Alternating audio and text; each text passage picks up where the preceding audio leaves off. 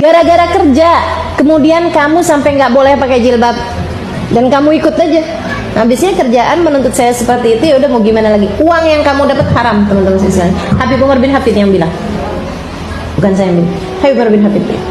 Jika pekerjaan duniamu membuatmu meninggalkan yang diwajibkan oleh Allah Subhanahu wa taala atau membuatmu melanggar hal-hal yang diharamkan oleh Allah Subhanahu wa taala, menerjang hal yang diharamkan oleh Allah Subhanahu wa taala, maka kamu harus tahu bahwa yang kamu dapat dari dunia tersebut hukumnya adalah haram. Perbuatanmu, pekerjaanmu membuatmu harus suap, menyuap, ya, suap menyuap, bukan makanan, bukan, suap menyuap, sogok menyogok tuh, disogok ataupun menyogok. Ini katanya Nabi Muhammad, ar-rashi wal murtashi finnar. Orang yang menyogok ataupun orang yang disogok di neraka tempatnya. Naudzubillah min dzalik. Nah, kamu bekerja membuatmu harus menyogok untuk naik jabatan dan kamu melakukan itu, tuh uang yang kamu dapat dari itu haram. Pekerjaanmu membuatmu harus jalan sama laki-laki, teman-teman sekalian, berduaan keluar kota, gitu kan ya? Harus berjumpa dengan klien lain jenis, maksudnya laki-laki, ngobrol berduaan. Tidakkah kamu baca katanya Nabi Muhammad, enggak berduaan laki-laki dan perempuan kecuali yang ketiganya adalah setan.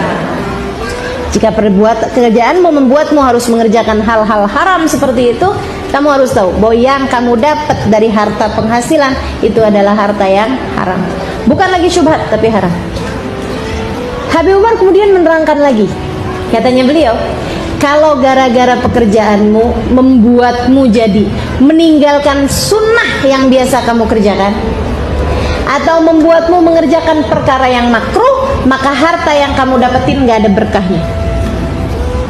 Tidak ada keberkahan di dalamnya. Misalnya, biasa-biasa sebelum kerja duha rapi, gitu kan ya?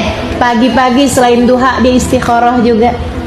Habis gitu nanti sebelum fardu biasanya dia pakai sunnah dulu, gitu kan?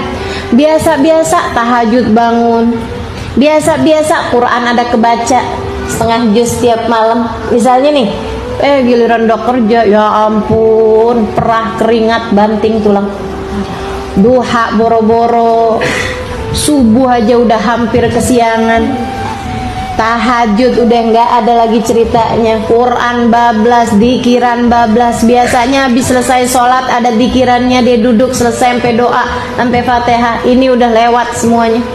Nah ini teman-teman saya sekalian, jika pekerjaanmu urusan dunia membuatmu sampai meninggalkan sunnah yang biasa kamu lakukan, atau membuatmu mengerjakan perkara makruh yang membuatmu akhirnya jadi ketawa-ketawa melaki-laki misalnya gitu ya, karena kan nggak enak kan ini di kantor misalnya gitu, membuatmu harus berdandan di hadapan laki-laki yang bukan mahram misalnya gitu. Oke, ada pendapat yang mengatakan itu haram, ada pendapat yang mengatakan itu enggak, perkara yang tidak baik kan gitu ya. Ala kulli hal, uang yang kamu dapat dari hasil pekerjaan tersebut tidak ada keberkahannya.